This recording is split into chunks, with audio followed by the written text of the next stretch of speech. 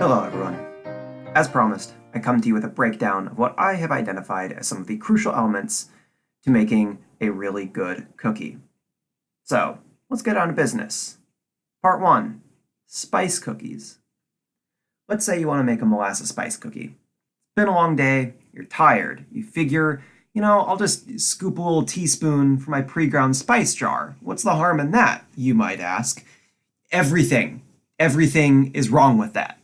You see, the reason we want to use spices in the first place is that they contain within them tens if not hundreds of unique compounds that lead to an intensely wonderful flavor in our cookies. But these compounds, referred to as volatile compounds for a reason, are fairly unstable. That is to say that when exposed to the air, they tend to break down, either by reacting with the air, moisture in the air, or by evaporating directly into the air. So if you have pre-ground spices, it doesn't take more than a few days until they become dull, sad, and lifeless. Don't use them, please. Well, okay, you say to me, I'll just use whole spices, throw them in my coffee grinder, and I'm good to go, right? Well, you're getting close, but you're not quite there. Whole spices are great because they keep all of those volatile compounds packed safely away so they can remain intact and make it from the spice to your cookie to your mouth without losing any intensity. However, the blades in your grinder aren't great for breaking them out of their cellular prisons. The cutting, shearing action of the blades can break the spices up into a fine powder, but they leave many of the cell walls of the spice intact. And that structure keeps our lovely spicy compounds out of reach. To really unlock them, we need a much older tool. We need a mortar and pestle. A mortar and pestle is basically a bowl and a stick used for mashing stuff. You've probably seen them in like an old-timey cartoon where some, alchemist grinds some eye of newt, I don't know, something to make a potion. Well, the great thing about them is that their crushing grinding motion works much more effectively to bust open the cells of the spices, releasing their aromatic compounds. This is what you want. It's a bit of a workout, but well worth it. The benefit to all of this is that the whole dry spices retain their pungency almost indefinitely, so you can buy whole spices in bulk and they'll stay good for literal years, while ground spices go stale in literal days, if not hours. So if you want a really flavorful spice cookie, whole spices, mortar and pestle is the only way to go. Part 2. Chocolate chip cookies. There are a million techniques involved in making a good chocolate chip cookie, like creaming butter and sugar, mixing wet and dry ingredients separately, and not overmixing your dough. And although there is tons of interesting science in each of these steps, you'll find them in just about every cookie recipe. And I'm here to advocate for cookie strategies you might not have heard before. So I have two major things that you should be doing to make your chocolate chip cookies that you might not be doing already. Secret number 1, browning butter. To talk about why it's so great to brown butter, it is first necessary to talk about what browning is in the context of cooking. When we talk about browning in the culinary world, we're talking about the Maillard reaction. Now, the Maillard reaction is a difficult thing to pin down to a one-sentence definition, but in short, it's the process by which amino acids and proteins, when exposed to very high heat, above 280 degrees Fahrenheit, build on each other to form literally hundreds of more complex flavor compounds. Now, these compounds will be different depending on the proteins used in the reaction. So, for example, the browning compounds produced on a steak will be different from those on a cookie.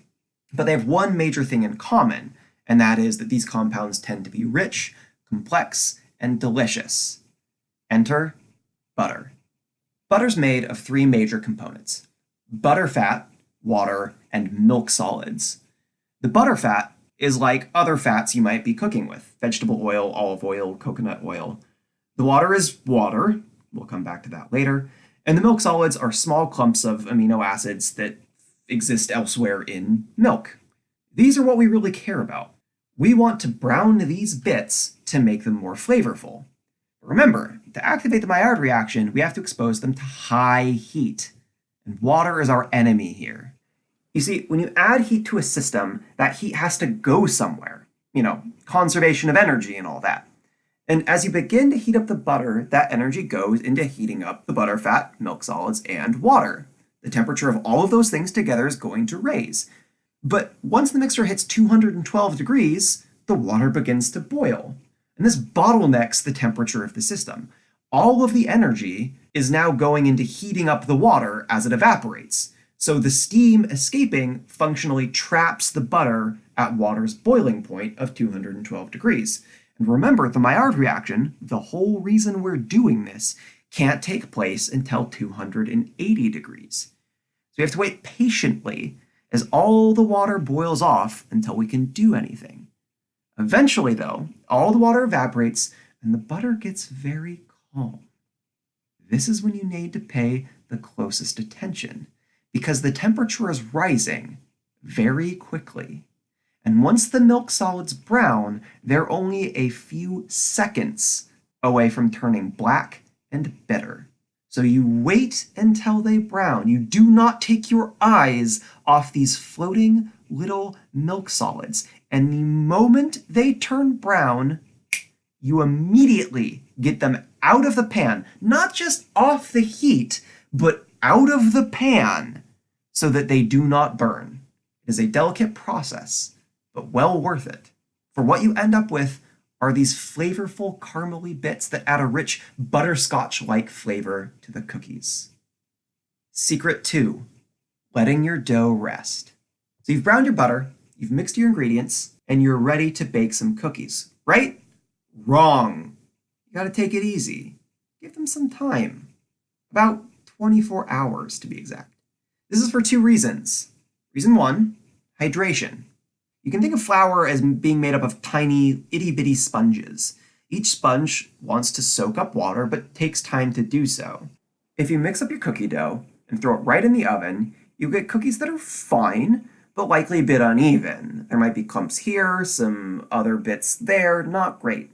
Letting the dough rest for an hour or more gives the time for the flour to fully hydrate and be ready to be cooked up. This is worth the time on its own, but there's really a much more important reason to do this. Reason 2, enzymatic breakdown. So, enzymes. They're something that are, to be frank, well outside of my area of expertise. To put it simply, they're these large macromolecules that facilitate chemical reactions, and they're found everywhere in biology. For example, you have enzymes in your saliva right now at this very moment. And the whole purpose of those enzymes is to break things down in your mouth to help the breakdown in your stomach. And it turns out that there are enzymes in your cookie dough as well. The enzyme we care about is called lysozyme, and it's found in eggs in large amounts.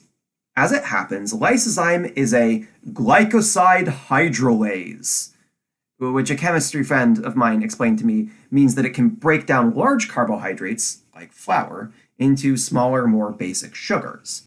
These smaller sugars brown up more easily, allowing for more Maillard reaction goodness as the cookies bake. By the end of this long journey, you'll have a delicious batch of what are likely to be the best chocolate chip cookies you'll ever have. But really, you'll have something so much more. You'll have a beautiful synthesis of culinary history and science wrapped up in one of humanity's greatest comfort foods.